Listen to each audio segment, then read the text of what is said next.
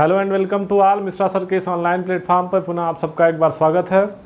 UP triple SC पेट की बातचीत की जा रही है। कल से एक श्रृंखला शुरू करने जा रहे हैं बाबू। श्रृंखला का नाम होगा प्रतिज्ञा।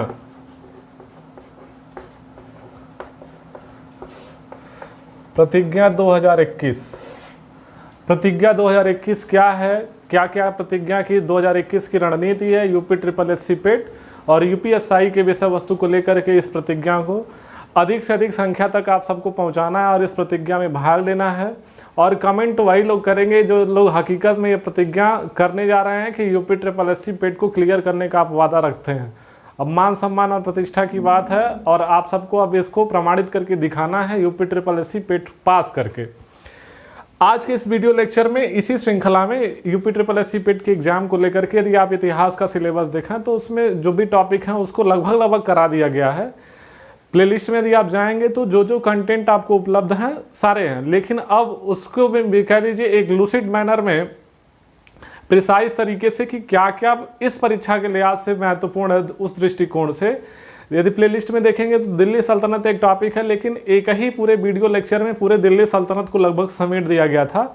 आज के इस वीडियो लेक्चर में दिल्ली सल्तनत को बड़े बारीकी से दिल्ली सल्तनत के अंतर्गत जो वंश रहे आपको वो सभी पढ़ने के लिए अलग अलग वीडियो लेक्चर के माध्यम से एक दो दिन में आपको चैनल पर दिखाई देंगे।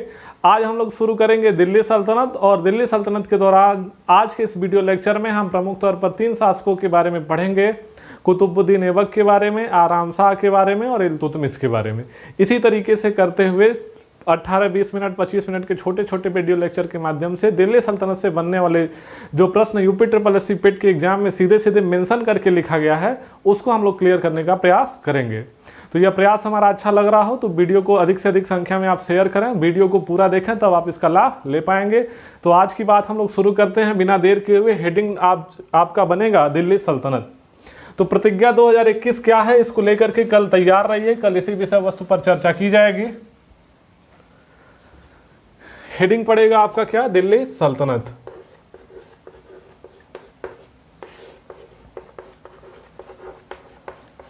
और दिल्ली सल्तनत की कहानी शुरू हो जाती है 1206 से और ये दिल्ली सल्तनत पूरा आपका चलेगा जब तक बाबू बाबर का भारत पर राज नहीं हो जाएगा, तब तक 1526। क्या कैसे बात रही, शुरुआत में थोड़ी सी भूमिका इसके पहले की समझ लेते हैं और उसके बाद दिल्ली सल्तनत में जो सबसे पहला राजा आएगा या जो सबसे पहला वंश आएगा गुलाम वंश, उसके 3 महत्वपूर्ण शासकों जिसमें से महत्वपूर्ण तौर पर तो देखेंगे तो एक कुतुबुद्दीन ऐबक होंगे और एक इल्तुतमिश। आराम शाह जैसे नाम वैसे ही बहुत जल्दी आएंगे और बहुत जल्दी इनको आराम करवा दिया जाएगा। ठीक है, दिल्ली सल्तनत में देखें इसके पहले कुतुबुद्दीन ऐबक के द्वारा स्पेशली दिल्ली सल्तनत का संस्थापक कुतुबुद्दीन ऐबक को कहा जाता है। कुतुबुद्दीन ऐबक मोहम्मद गोरी का एक कह लीजिए प्रमुख सैनिक रहा और भारत के सभी विजित क्षेत्रों में इसका बड़ा योगदान रहा मोहम्मद गोरी के साथ। मोहम्मद गोरी की मृत्यु के पश्चात गजनी का जो क्षेत्र है वहाँ के यालदौज और कुबाचा के अंतर्गत रखा गया, लेकिन भारत का जो विजित क्षेत्र था वो कुतुबुद्दीन ऐबक को सौंपा गया। तो कुतुबुद्दीन ऐबक के द्वारा जिस शासन वंशावली की शुरुआत की गई तो वहाँ से दिल्ली सल्तनत की बात शुरू होती है। दिल्ली सल्तनत में सबसे पहला जो वंश है बाबू उसका नाम है गुलाम वंश। अब समझते हैं इसको क्यों इसका नाम गुलाम वंश पड़ा।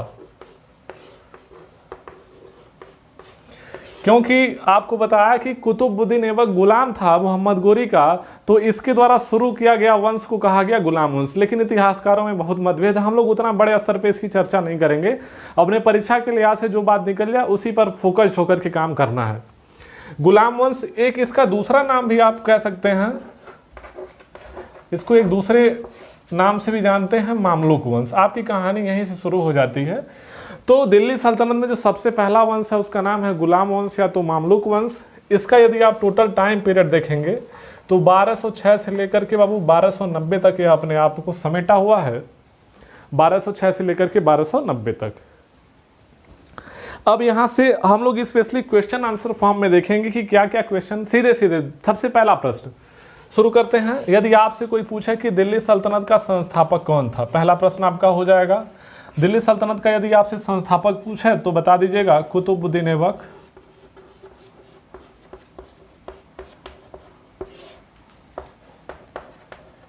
दूसरा प्रश्न आपसे पूछेगा यदि आपसे कोई पूछे कि दिल्ली शहर का संस्थापक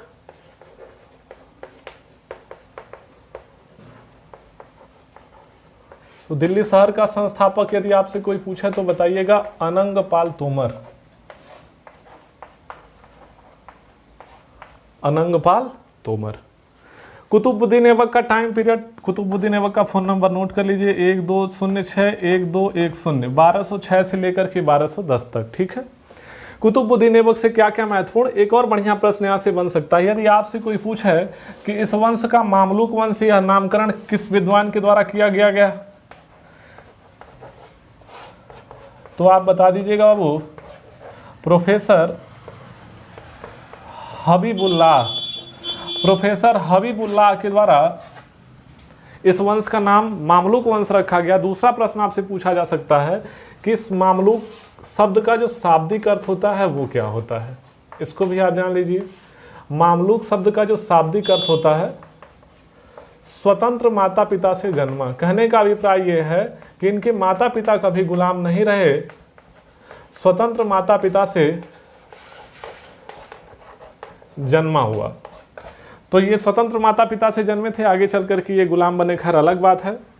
दूसरा कुतुबुद्दीन, कुतुब जो शब्द होता है, कुतुब शब्द का जो शाब्दिक अर्थ होता है क्या होता है, चांद। याद रखिएगा। अगला प्रश्न कुतुबुद्दीन ऐबक के नाम से संबंधित है कि कुतुबुद्दीन ऐबक को किस किस नाम से संबोधित किया गया है। इसके अतिरिक्त देखें तो कुतुबुद्दीन ने खलीफा से बाबू खिलाफत प्रमाण पत्र नहीं प्राप्त किया था, इसलिए इसको वैधानिक सुल्तान की संज्ञा नहीं दी जाती है। आगे चल करके दिल्ली सल्तनत का पहला वैधानिक सुल्तान आएगा इल्तुतमिश, और इल्तुतमिश को ही दिल्ली सल्तनत का वास्तविक संस्थापक के तौर पर हम लोग इतिहास में पढ़ते हैं, जानते हैं। कुतुबुद्दीन ऐबक के महत्वपूर्ण नामों में यदि चर्चा कर लें बाबू, तो एक इसका नाम आपने देखा होगा लाख बख्श। लाख बख्श इसको इसलिए कहा गया क्योंकि इस ऐसी मान्यता है कि यह लाख रुपए, बख्श मतलब बख्श देना होता है, दान कर देना, छोड़ देना, माफ़ कर देना। तो इसका एक नाम हो गया लाख बख्श। दूसरा इसका एक नाम हो जाएगा बाबू कुरान खां। ऐसी मान्यता है कि यह बचपन से ही कुरान की आयतों का बड़े सुरीले स्वर में बहुत बढ़िया ये गाया करता था, इसलिए इसको लोग प्यार से कुरान खां। इसके अलावा इसे हातिम द्वितीय के नाम से भी जानते हैं। तो ये नाम से संबंधित महत्वपूर्ण प्रश्न रहे। दिल्ली सल्तनत का संस्थापक आपको बता ही दिया गया। अगला प्रश्न कुतुबुद्दीन ऐबक से क्या बन सकता है, यदि आपसे कोई पूछे कि कुतुबुद्दीन ऐबक ने किसको अपनी राजधानी बनाई थी, तो कुतुबुद्दीन ऐबक द्वारा जो राजधानी थी दिल्ली सल्तनत की, कुतुबुद्दीन ऐबक के कार्यकाल में राजधानी थी इनकी बाबू लाहौर। इस बात को आप याद रखेंगे। इनके द्वारा प्रमुख निर्माण कार्य यदि आप देख लें, कुतुबुद्दीन ऐबक द्वारा प्रमुख क्या क्या भारत में निर्माण कार्य हुआ, तो एक निर्माण कार्य पेपर में काफ़ी बार पूछा गया है कि 2.5 दिन का झोपड़ा कहाँ पर है, तो अजमेर में 2.5 दिन का झोपड़ा। इसका नामकरण 2.5 दिन का झोपड़ा इसलिए पड़ा क्योंकि इसका निर्माण, जिसे आप देखते होंगे कब्जा करना होता है तो बड़ा तेज़ी से कब्जा किया जाता है। तो ये 2.5 दिन का झोपड़ा जहाँ पर है वहाँ पर एक संस्कृत विद्यालय हुआ करता था, उसको गिरा करके ये कब्जा करके यहाँ पर ये 2.5 दिन का झोपड़ा और कुछ नहीं, एक मस्जिद है। ठीक है, इस बात को आप जानेंगे। तो इनकी यही परंपरा रही है कि दूसरे कब्जा करके अपना खड़ा कर देंगे। इसके अलावा देखें कुतुबुद्दीन बख्तियार काकी की याद में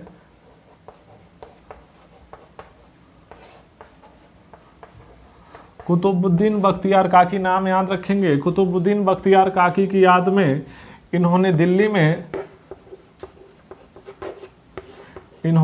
में कुतुब मीनार का निर्माण कराया था। याद रखिएगा, कुतुब मीनार का निर्माण।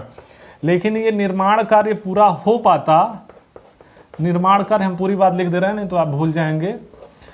निर्माण कार्य शुरू हुआ था, अभी पूरा बन नहीं पाया था, उसके पहले ये मामला गड़बड़ा गया बाबू। क्या हो गया, ये खेलते थे बाबू एक खेल, और वही खेल जो आप अक्सर खेलते हैं कभी कभी आपके लिए हो जाता है महंगा। तो पेपर में पूछा जाए कि कौन सा खेल खेलते समय बाबू की मृत्यु हो गई थी, बाबू बोले तो कौन यहाँ पे है बाबू, कुतुबुद्दीन ऐबक। तो कुतुबुद्दीन ऐबक की मृत्यु हुई है। एक बात याद रखिएगा, किस सन में पूछा जाता है, तो 1210 में। क्या खेलते समय, तो बता दीजिएगा चौगान। या तो मॉडर्न टाइम में इसी को जाना जाता है पोलो के नाम से। हालांकि इतिहास का एक और महत्वपूर्ण पक्ष आपको बताएं, बहुत कम जगह पर आपको जानकारी यह प्राप्त होगी या तो बहुत कम किताबों में इस बात की व्याख्या है कि ये जो चौगान खेल है या किस तरीके से खेला जाता था, इतिहास में इसका एक दूसरा पक्ष है जो किताबों में छिपाया गया है। कुछ दिन पहले मैंने चर्चा किया था कि एक एक विषय वस्तु के इतिहास में जहाँ जहाँ पर गड़बड़ियाँ और कमियाँ और खामियाँ हैं, इसी चैनल पर एक दूसरे सेक्शन में इतिहास की वास्तविकता को साथ और सप्रमाण आपको उपलब्ध कराया जाएगा। उसी के सिलसिले में इसकी भी कुछ चर्चा हो जाएगी। बाकी मुगल काल में तो एक एक बात आपको बड़े ठोस तरीके से जानकारी परीक्षा के लिहाज से फिलहाल अभी इसको हम लोग बने रहते हैं। 1210 में इनकी हो जाती है मृत्यु चौगान पोलो खेलते समय। अब जब ये इनकी मृत्यु हो जाती है तो उस समय एक सबसे महत्वपूर्ण तौर पर इनका एक गुलाम हुआ करता था।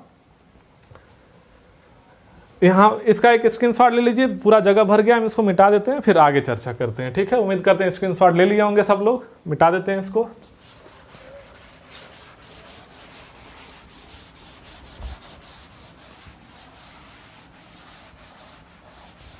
चलिए देखिए, आप सबकी काफ़ी डिमांड है कुछ टॉपिक को लेकर के, जैसे इकोनॉमी को लेकर के काफ़ी बच्चों का कमेंट आया हुआ है। इतिहास में देखा तो मराठा साम्राज्य का भी कोई वीडियो लेक्चर नहीं उपलब्ध है, तो थोड़ा सा समयाभाव के कारण ये चीज़ें अभी लगातार नहीं हो पा रही हैं। लेकिन एक दो दिन में जैसे ही प्रतिज्ञा शुरू हो जाएगी, सभी चीज़ों को दरकिनार करके प्रतिज्ञा को पूरा किया जाएगा, ठीक है। तो 1210 में कहानी को वहीं से फिर से देखते हैं। 1210 में हुई क्या बाबू इनकी मृत्यु। 1210 में जब मृत्यु हो जाती है तो इनका जो सबसे प्रमुख तौर पर जो दावेदार था,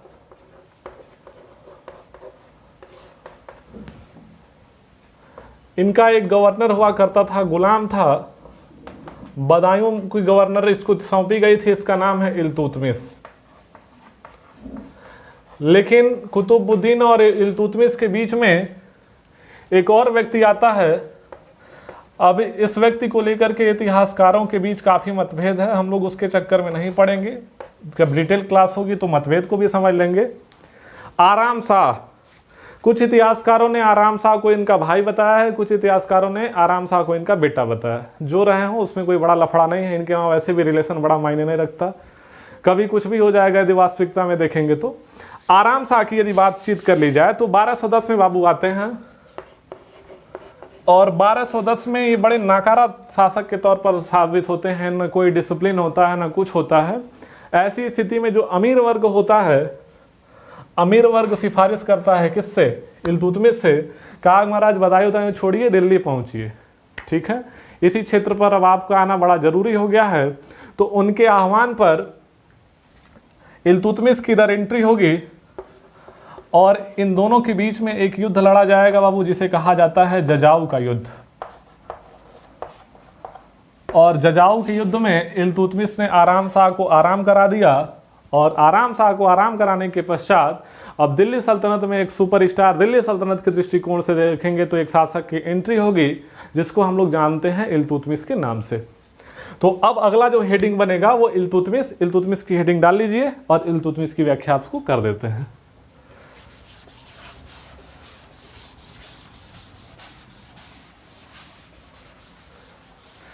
इल्तुतमिश से क्या क्या प्रश्न बन सकते हैं, तो हेडिंग बनाइएगा इल्तुतमिश।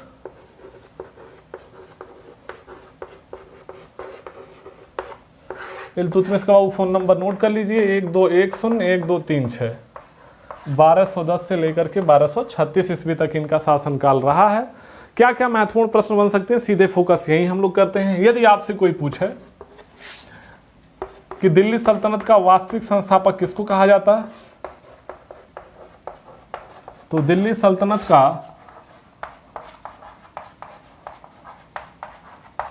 वास्तविक संस्थापक, पहला प्रश्न, इल्तुतमिश दिल्ली सल्तनत का वास्तविक संस्थापक है। दूसरी बात, इल्तुतमिश को बाबू कहा जाता है गुलामों का गुलाम, क्योंकि आपको याद होगा, नहीं याद होगा तो आपको वीडियो लेक्चर में बता भी दिए हैं पहले ही कि मोहम्मद गोरी का गुलाम हुआ करता था कुतुबुद्दीन ऐबक, और कुतुबुद्दीन ऐबक का यह गुलाम था, इसलिए इसको संज्ञा दी गई है गुलामों का गुलाम। इसने बाबू खलीफा से खिलाहत प्रमाण पत्र प्राप्त किया,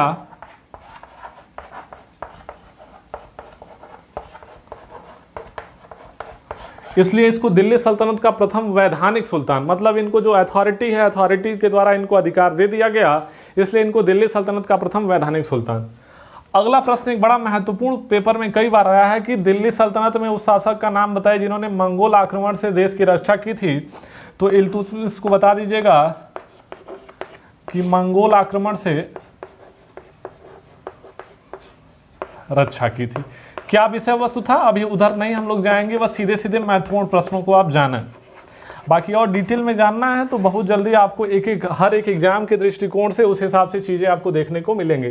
तो इल्तुतमिश को मंगोल आक्रमण से रक्षा की थी। इसके अलावा इन्होंने बाबू 2 महत्वपूर्ण सिक्के चलाए, जीतल और टंका, इनके द्वारा चलाए गए 2 महत्वपूर्ण सिक्के थे। इसके अतिरिक्त मकबरा शैली का यदि आपसे कोई पूछे कि जनक किसको कहा जाता है, मकबरा शैली का जनक या मकबरा का जनक किसे कहा जाता है, या मकबरा के ऊपर जो गुंबद बनाने की कला है उसका विकास भारत में किसने किया था, तो भी आप नाम बता देंगे किसका, इल्तुतमिश का। और इसके बेटे का जो बनाया गया मकबरा है, संभवतः इतिहासकारों के द्वारा ऐसा कहना है कि भारत में निर्मित यह पहला मकबरा है। प्रचंड गर्मी है, आप लोग सपोर्ट करते रहिए, गर्मी रहे कुछ भी रहे, आपका साथ नहीं छोड़ा जाएगा। यूपीएससी पेट की प्रतिज्ञा कल से आने जा रही है, उस प्रतिज्ञा में पूरे एकदम अधिक से अधिक संख्या में आप सब लोग जुड़ें। तो मकबरा शैली का जनक पूछा जाए तो इल्तुतमिश को बता दीजिएगा। मकबरा के ऊपर यदि आपसे पूछे कि गुंबद बनाने की शैली, तो गुंबदाकार, सब शुरुआत में जो मकबरा बनते थे ऐसे नॉर्मली रख दिए जाते थे, उसके ऊपर कोई छत नहीं होते थे। आगे चल करके इसी के द्वारा कह लीजिए कि उसका भी विकास किया गया। तो यदि आपसे कोई पूछे गुंबदाकार मकबरा शैली का विकास किसके द्वारा किया गया, तो भी आप बता देंगे इल्तुतमिश को। अगला जो प्रश्न बन सकता है कि भारत में पहला मकबरा कौन सा है, तो आप बताएंगे सुल्तानगढ़ी का मकबरा।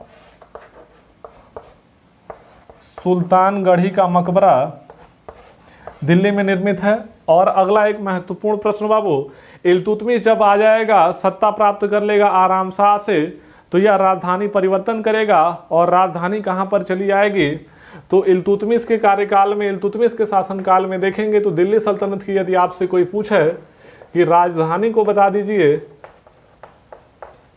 तो दिल्ली सल्तनत की राजधानी बन जाएगी क्या, दिल्ली। कब बनाया गया, पेपर में पूछा जाता है, याद रखिएगा 1211 में। और ऐसे ही मॉडर्न इंडिया में देखेंगे तो 1911 में इस प्रकार का केस आपको देखने को मिलेगा। तो दिल्ली सल्तनत की राजधानी बना दी गई दिल्ली।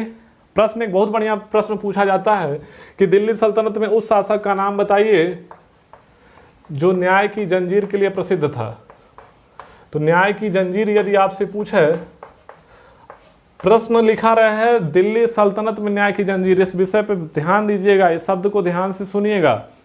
नहीं तो न्याय की जंजीर के लिए यदि प्रश्न मुगल काल से बना करके पूछ दिया गया और ऑप्शन में इल्तुतमिश नहीं रहेंगे और जहांगीर आ जाएंगे और आप खोजेंगे इल्तुतमिश को, तो बात गड़बड़ हो जाएगी। इसलिए दिल्ली सल्तनत में न्याय की जंजीर के लिए प्रसिद्ध शासक का नाम आप बता देंगे किसको, इल्तुतमिश को। इसके अलावा इल्तुतमिश के सभी ताकत का जो सबसे महत्वपूर्ण केंद्र बना, इल्तुतमिश द्वारा बनाया गया एक संगठन जो पेपर में बहुत बार, सबसे ज़्यादा बार इल्तुतमिश से कह लीजिए जो प्रश्न पूछा जाता है वही प्रश्न पूछा जाता है। तो इल्तुतमिश ने बाबू एक संगठन बनाया था। इल्तुतमिश के द्वारा निर्मित एक संगठन है। संगठन का क्या नाम है, ध्यान से सुन लेंगे। संगठन का नाम है तुर्कान ए चिहलगानी। संगठन का क्या नाम है, तुर्कान ए चिहलगानी, या तो इसको हम लोग जानते हैं बाबू चालीसा के नाम से। ये 40 महत्वपूर्ण तुर्क सरदारों का एक बड़ा ताकतवर गुट रहा करता था। आगे चल करके इसको नष्ट किया जाएगा बलबन के द्वारा, क्योंकि बलबन को इस विषय वस्तु बढ़िया से पता था कि जब तक तुर्कान चिहलगानी की शक्ति को कमज़ोर नहीं किया जाएगा, दिल्ली सल्तनत में कायदे से शासन नहीं कर पाएंगे। और यही तुर्कान चिहलगानी आगे चल करके देखेंगे, जब रजिया का विषय वस्तु उठेगा तो भी इनकी एक महत्वपूर्ण भूमिका होगी। तो आज के इस वीडियो लेक्चर में हम लोगों ने बाबू चर्चा किया कुतुबुद्दीन ऐबक का। आराम साहब बड़े नाम से जैसे थे वैसे ही वो आए और तुरंत चले गए। और तीसरा जो महत्वपूर्ण शासक था जिसका नाम क्या है, इल्तुतमिश। इस वीडियो लेक्चर को आप पूरा देखें, इनसे संबंधित फिर आपको MCQ भी कराए जाएंगे। हो सकता है आने वाले दिनों में आपको PDF भी उपलब्ध कराया जाए। बाकी आप सबसे एक यही गुजारिश है और ज़्यादा कुछ नहीं। इसके बाद इस वीडियो लेक्चर की कड़ी में हम लोग देखेंगे बाबू किसको, जो इस दिल्ली सल्तनत की एक खूबसूरत हीरोइन होंगी जिनका नाम है रजिया। तो रजिया को देखने, जानने, सुनने, समझने के लिए बने रहिए हमारे साथ इस चैनल पर। और अधिक से अधिक आप सब इसको बड़ी मात्रा में शेयर करें, सब्सक्राइब करें, लाइक करें। और प्रतिज्ञा 2021 जिन केवल वही प्रतिज्ञा वाला कमेंट करेंगे जो हकीकत में UPSSC पेट को क्लियर करना चाहते हैं। बाकी वो सभी लोग दूर रहें जो केवल और केवल टाइम पास करना चाहते हैं। तो आज की इस मुलाकात में बातचीत बस इतनी ही। बहुत बहुत धन्यवाद। आप सबका दिन शुभ हो।